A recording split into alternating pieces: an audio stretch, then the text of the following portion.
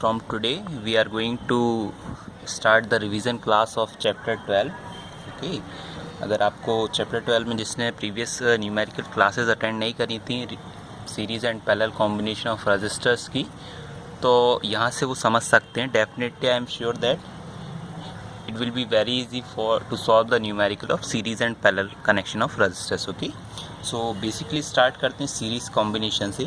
Series connection क्या होता है? जब कभी भी रजिस्टर्स कैसे कनेक्टेड हो सीरीज़ में. जैसे कि आप यहाँ पर देखोगे कि ये वोल्टेज सोर्स लगाए तो पोटेंशियल डिफरेंस इसमें V है, और हमेशा याद रखना है जो बड़ा वाला टर्मिनल दिख रहा है ये पॉजिटिव होगा, सेकंड जो छोटा वाला है ये क्या होगा? नेगेटिव. ओके, इससे क्या है? करंट पास हो रहा है जो कि एमीटर लगा हुआ है. यहाँ पर रेजिस्टेंस आप देखोगे तो लाइन से कनेक्टेड है. Okay, R1 R2 R3. ठीक है, तो आप यहाँ पर देख रहे होगे कि जो करंट R1 में जाएगा वही करंट R2 में जाएगा, R3 में जाएगा, और ओवरऑल करंट आपको क्या मिलेगा? I.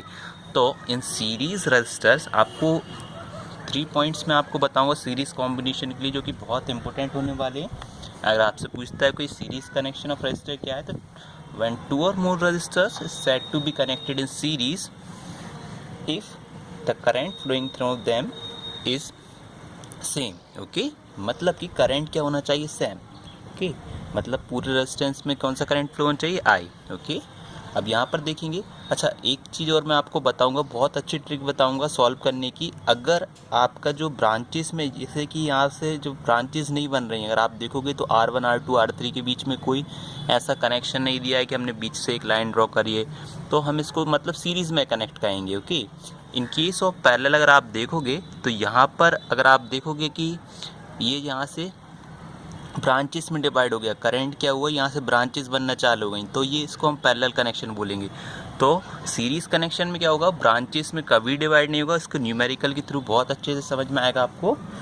और R इक्विवेलेंट का फॉर्मूला क्या होता है देखते हैं. ओके, तो रेजिस्टेंस के केस, सीरीज़ कॉम्बिनेशन के केस में जो रेजिस्टेंस का फॉर्मूला होगा, टोटल रेजिस्टेंस होगा R1 + R2 + R3 and so on. Okay, अगर ज़्यादा रेजिस्टेंस लगे तो आप ज़्यादा बढ़ा सकते हो रेजिस्टेंस. ओके, तो R1 R2 R3 प्लस में रहेंगे. सिंपल फॉर्मूला, बहुत इजी. ओके, अगर आपको करंट फाइंड करना है तो सिंपल क्या करना पड़ेगा? एक तो आपको पोटेंशियल डिफरेंस पता होना चाहिए V. ओके, जो कि आपको दिया रहेगा, बट आपको टोटल रेजिस्टेंस निकालना पड़ेगा. क्या करना पड़ेगा? टोटल रेजिस्टेंस निकालना पड़ेगा. अगर सीरीज़ कॉम्बिनेशन में दिया है तो आपको सिंपल फॉर्मूला रहेगा V/R. ओके, तो टोटल रेजिस्टेंस आप निकाल लोगे. कैसे निकालोगे? R1 + R2 + R3, और आपका फॉर्मूला आप इजीली कैलकुलेट कर पाओगे. अगर आपसे कोई बोलता है in case of series combination, मतलब आपको ये नहीं लिखाएगा सीरीज़ कॉम्बिनेशन. ओके, आपको पता करना पड़ेगा फिगर देख के कि कौन से कनेक्शन में है वो.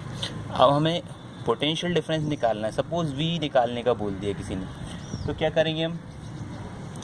कैसे निकालेंगे? सपोज़ मुझे पोटेंशियल डिफरेंस निकालना है इन दिस केस की सीरीज़ कॉम्बिनेशन में हम कैसे निकालें पोटेंशियल डिफरेंस. ओके, तो इसके लिए मैं क्या, V = क्या होता है? IR होता है. अगर आपको पता हो तो ओम्स लॉ आपने अगर पढ़ा है तो आपको डेफिनेटली पता होगा V = क्या होता है? IR. ठीक है, तो IR1.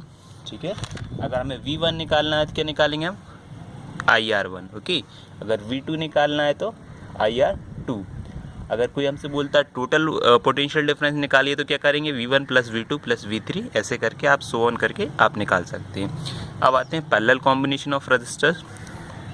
इस केस में आप देखोगे कि करंट जो है डिवाइड हो रहा है. करंट क्या हो रहा है? डिवाइड. यहाँ पर देखिए I, यहाँ से पोटेंशियल डिफरेंस से I करंट आया. ओके, अब बैटरी से जब करंट फ्लो हो रहा है तो यहाँ आकर it divided into branches. Okay, I1 I2 and I3. यहाँ पर I1 I2 I3 मैंने सीरीज़ में यहाँ पर नाम दे दिए. ओके, अब रेजिस्टेंस देखिए आप पैरेलल में कनेक्ट हैं R1 R2 R3. ओके, तो इस केस में पैरेलल के केस में क्या होता है? Current is different. ठीक है, करंट क्या रहेगा? डिफरेंट रहेगा, और पोटेंशियल डिफरेंस क्या होता है?